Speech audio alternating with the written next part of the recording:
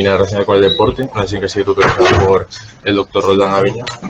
Y bueno, empezando un poco con una breve introducción, hay que saber que es un síndrome que consiste en un dolor en la parte inferior del abdomen y la ingle. Se define así porque generalmente se da especialmente en deportistas, aunque ya se sabe que se puede producir en personas que no practican habitualmente deporte. Es un problema común y complejo que es difícil de diagnosticar y tratar hoy en día. Y hay que saber que hay un escaso consenso en la terminología. Si nos metemos en la literatura, vamos a encontrar numerosos nombres para este mismo síndrome. Como puede ser la apología atlética, la hernia deportiva, de Gilmore, síndrome del dolor inguinal púbico y otros varios nombres que vienen a referir el mismo síndrome. Los estudios que investigan este tipo de síndrome han encontrado hasta 33 términos diferentes. Entonces, debido a esto, se ha hecho un consenso, el consenso de Doha en el 2014, que intentaban encontrar un consenso en cuanto a la terminología de este síndrome.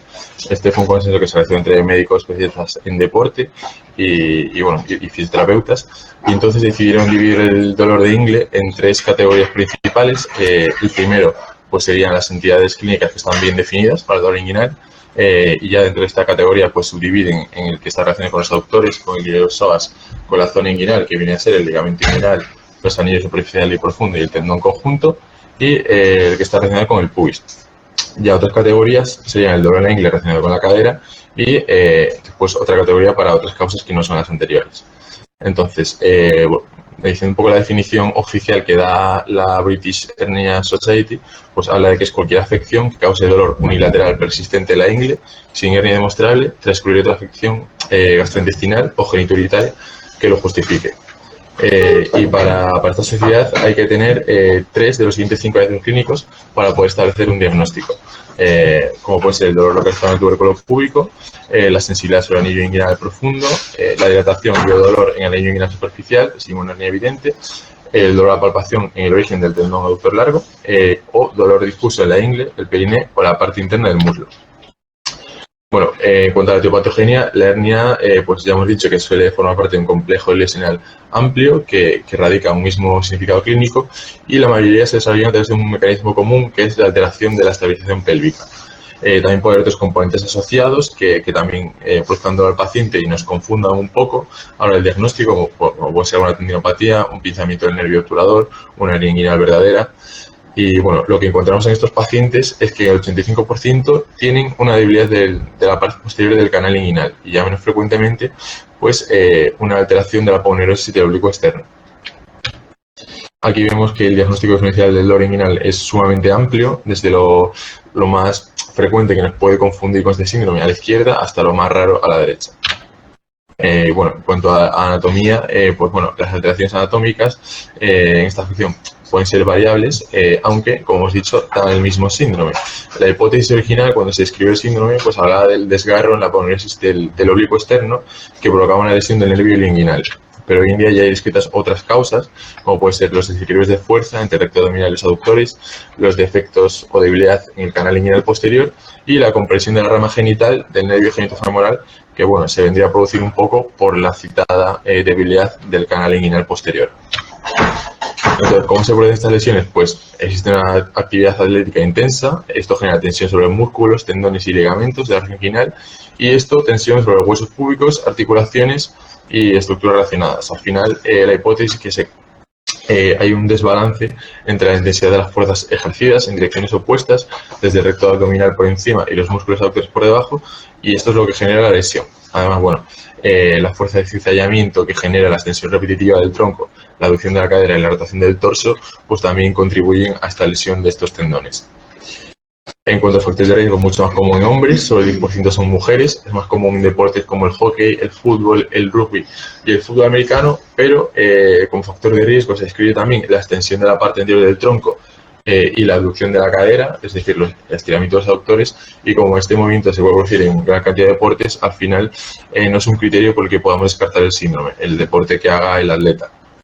Otros factores de riesgo también se han descrito, pues la disminución de los movimientos de la cadera, la alteración del equilibrio muscular de la pelvis y la diferencia significativa en la longitud de las piernas, porque, como hemos dicho, pues alteran un poco esta estabilidad pélvica funcional y estructural. En cuanto a la prevención, pues los objetivos que tenemos como especialistas en el tema va a ser identificar los deportistas en riesgo, minimizar factores de riesgo y el seguimiento de la carga del entrenamiento individual. ¿Y cómo vamos a seguir esta carga individual del paciente? Pues primero evaluamos con pruebas de rango de movimiento de la cadera para determinar su fuerza isométrica y isocinética. Vamos a evaluar el equilibrio muscular, el control motor y la flexibilidad. Todo esto viene un poco a decir que tenemos que saber el grado de carga que el paciente puede soportar en base a su forma física actual y que no se sobrepase de dicha carga. Y bueno, sobre todo hay que tener especial cuidado con los deportistas que ya han tenido una inguinolínea previa, porque son los que mayor factor de riesgo tienen para desarrollar este síndrome. Hay que saber que no hay programas específicos, pero bueno, como de forma genérica se recomienda pues fortalecimiento del core, por ejemplo con planchas, y de la cadera, por ejemplo con sentadillas. La presentación clínica, pues ya sabemos que el síntoma es el dolor. Típicamente se localiza en el extremo lateral inferior del músculo recto abdominal y se puede extender hasta el testículo, el periné, la región suprapúbica o el origen del aductor largo y superficie interna del fémur. Aquí vemos un diagrama donde típicamente localizan el dolor los pacientes, que vemos que puede ser ligeramente variable, y este generalmente comienza de forma insidiosa, aunque como existe pacientes que describen este dolor como repentino, como si fuera un dolor, un desgarro musculotendinoso, pues tampoco es un criterio que nos puede hacer descartar el síndrome, el que comience de forma aguda. Al final el dolor empeora con maceraciones, giros, torceduras, con la valsalva, el toser y estornudar, y suele durar típicamente entre 1 y 2 días tras el ejercicio, aunque de forma más atenuada. Al día siguiente el paciente típicamente cuenta que tiene rigidez en la zona de la ingle y dificultad para levantarse de la cama. Y bueno, el dolor, como hemos dicho, se atenúa, pero en cuanto reanuda el deporte, se vuelve a reanudar el dolor con la misma intensidad. El diagnóstico puede ser clínico. Si tenemos un paciente que participa en estos deportes de alta intensidad, tiene estos síntomas típicos de los que hemos hablado y hay ausencia de una hernia o otras lesiones que lo justifiquen, podemos hacer un diagnóstico clínico. Y ponemos entre comillas lo de síntomas típicos porque ya hemos dicho que tanto en extensión como en forma de inicio puede ser variable. En cuanto a la exploración física, pues bueno, sobre todo hay que descartar otras patologías. Especialmente de origen pues traumatológico, ¿no? Hay un par de pistas que nos pueden orientar, que es que si el dolor es inferior y lateral al ligamento inguinal, este suele indicar patología de la cadera, también del aductor largo, y que si es superior al ligamento inguinal, este sí que típicamente se suele relacionar más con la hernia del deportista. Y bueno, también en algunos pacientes podemos observar un ligero bulto en la piel que bueno, viene a traducir este defecto de la pared inguinal posterior. En cuanto a un par de test que nos pueden ser útiles en la consulta para diagnosticar este síndrome, el primero es el más útil, que es poner al paciente lo que llamamos la posición de la rana, que es poner al paciente con las rodillas dobladas y los talones juntos y que ejerza fuerza contra una resistencia que nosotros hacemos con el paciente haciendo aducción con las rodillas. Al final, si desencadena el dolor, pues esto será bastante típico de la hernia del deportista. Y luego otras pruebas que son más de lógica sería pues reproducir el movimiento que le causa dolor al paciente. Si es jugador de fútbol, pues que el paciente haga una rotación interna y una aducción de la pierna como si estuviera dando una patada de fútbol. En cuanto a las técnicas de imagen, no hay consenso sobre la técnica de imagen ideal. De hecho, no son necesarias si el diagnóstico es claro. Y bueno, las radiografías simples pueden ser útiles para descartar alguna patología, pero generalmente no nos interesa mucho en la práctica habitual. Las pruebas de imagen que nos interesan es cuando nos planteamos una necesidad de la cirugía, la ecografía o la resonancia magnética. Y la elección depende de la experiencia y la disponibilidad del centro.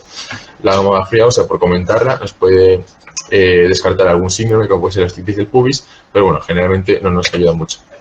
La resonancia magnética es el método preferido para diagnosticar la hernia deportista por la mayoría de autores.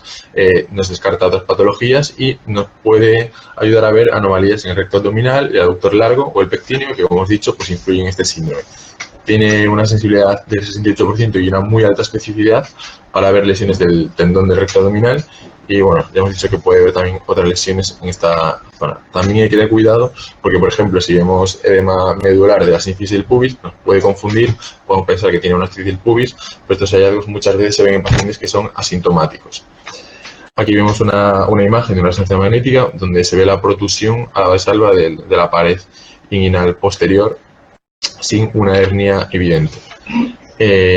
La ecografía es otra técnica de imagen de la que disponemos, es probablemente también muy buena imagen para ver las anomalías en el canal inguinal.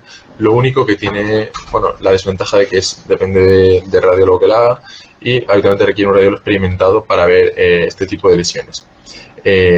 Permite ver, como en la anterior preimagen, hernias ocultas, a veces tendinopatías o otros desgarros tendinosos. Y es verdad que se puede ver esta debilidad de la pared posterior del canal inguinal durante la valsalva, pero tenemos que saber que este hallazgo radiológico aislado no nos permite establecer el síndrome, sino que tiene que haber una correlación clínico-radiológica. Aquí tenemos de nuevo una imagen de la protusión de la pared del canal inguinal. Y bueno, ya pasando al tratamiento de este síndrome, pues siempre vamos a optar por un manejo inicial conservador. Y este consiste pues, en que el deportista que está activo a temporada, pues mínimo tenga un descanso de 4 semanas, se ayude de fisioterapia, inyecciones de corticoides o plasma rico en plaquetas y antiinflamatorios.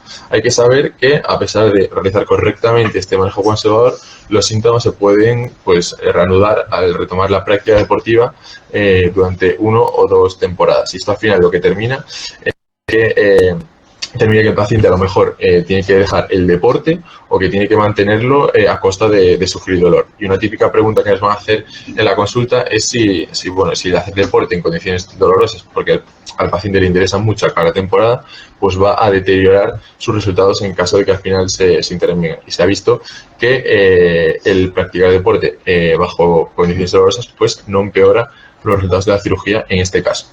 Bueno, en caso de que el paciente tenga una lesión aguda, como hemos dicho, tipo desgarro musculotendinoso, pues se trata como tal con compresas de hielo, antiinflamatorios, a fin de reducir el dolor y la inflamación. Tras el cuadro agudo inicial, pues ya pasamos a ejercicios de rehabilitación, siempre guiados por un experto. Y muy importante el reposo, porque si continúan los esfuerzos está demostrado que va a haber mucho más tiempo hasta la remisión. Y ya en cuanto al pronóstico de este manejo conservador, hay que saber que en muchos casos fracasa porque no proporciona un alivio a largo plazo y al final recurren los síntomas. Si fracasa este manejo, hay que explicar al paciente que lo único que nos queda ya es la fisioterapia durante más tiempo y con más intensidad y en último puesto pues la reparación quirúrgica. Y bueno, hay que saber que los deportistas profesionales suelen ser pacientes complejos porque habitualmente es difícil conseguir que hagan este reposo necesario y suelen optar por la cirugía de entrada. En cuanto a la cirugía, los principios, pues bueno, hay que saber que se plantea a partir de los 3 meses de los síntomas, que existen muy pocos artículos de revisión sobre la apnea del deportista y su tratamiento quirúrgico y bueno, que un poco el objetivo de la cirugía en este caso es superar la presión anormal que hay en el canal inguinal y la debilidad de la pared posterior mediante una reparación con o sin malla. Las opciones de tratamiento que tenemos vienen a ser las que utilizamos nosotros habitualmente para la reparación de la hernia inguinal, ya sea laparoscópica o abierta, y no se ha demostrado ninguna superioridad en cuanto al abordaje o a la técnica. Todos los métodos han dado relativos buenos resultados, con una reducción de los problemas entre el 60 y el 80%, aunque hay que saber que estos requieren pues, un largo tiempo de recuperación de hasta 3 meses después de cirugía, y esto los pacientes que están en etapas deportivas pues tienen que saberlo. Bueno, las técnicas ya las conocemos, son el TEP, el TAP, abierta puede ser con malla, sin malla, y luego hay otras descritas como tenotomías y otras disecciones nerviosas, pero que son series de casos descritos en la literatura que no tienen mucho respaldo científico detrás. Ya hemos comentado que el abordaje depende de la experiencia y dominio del cirujano, porque no existen estudios que demuestren que uno de los abordajes sea superior. En caso de que utilicemos malla, las técnicas suelen ser variaciones de la técnica Liechtenstein y con la sutura también puede ser variaciones de otras técnicas que también conocemos, aunque las técnicas con sutura no se prefieren habitualmente porque crean mayor tensión y al final generan mayor dolor y por tanto mayor tiempo de recuperación. Y luego hay otras técnicas descritas por algunos autores como fijación de recto abdominal o del tronco conjunto asociado a la reparación con sutura. Aquí vemos en una técnica TEP pues, el hallazgo de una no diagnosticada previamente y la debilidad del canal inguinal posterior, como protruye aquí la pared durante dicha cirugía. En cuanto a la laparoscopia, pues cada vez es más popular, es beneficioso para este tipo de pacientes porque genera un retorno más rápido y eficaz a la práctica deportiva, está asociada con menos dolor y menos complicaciones de la herida. Y bueno, como hemos dicho, entre 1 y 3 meses el paciente está practicando otra vez de nuevo su actividad deportiva sin dolor. tanto el TAP como el TEP muestran resultados similares, pero extrapolando un poco lo que sabemos por la hernia inguinal, sabemos que el TEP aporta ciertas ventajas, como que tiene menos dolor y menos riesgo de daño a órganos intraabdominales. Y bueno, hay ciertos autores que pueden criticar un poco la laparoscopia en base a su teoría etiopatogénica de la enfermedad, y es que para incidir sobre los nervios ilioinguinal y genitofemoral, pues hay que hacer un abordaje anterior.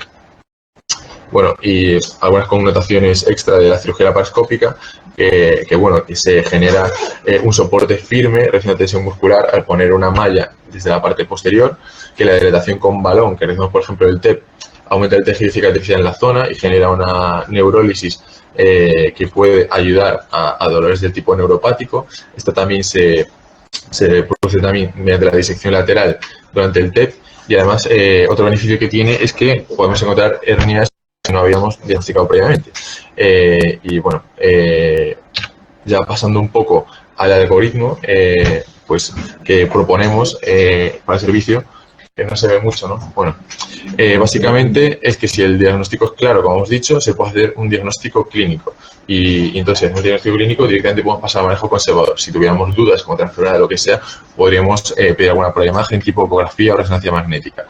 En caso de que hagamos el diagnóstico, ya sea clínico o por técnica de imagen, hay que llevarlo a un especialista en esta cuestión, y ya si fracasa el manejo conservador, lo mandamos a fisioterapia preoperatoria, no para que se recupere la enfermedad, sino ya de cara a la cirugía y mejores resultados, y después de la cirugía a fisioterapia posoperatoria de cara a que mejore los resultados. Y como vemos, no es estrictamente necesario la prueba de imagen, aunque es verdad que todos los autores, si hay que operar, prefieren pedir mínimo una ecografía o una resonancia magnética.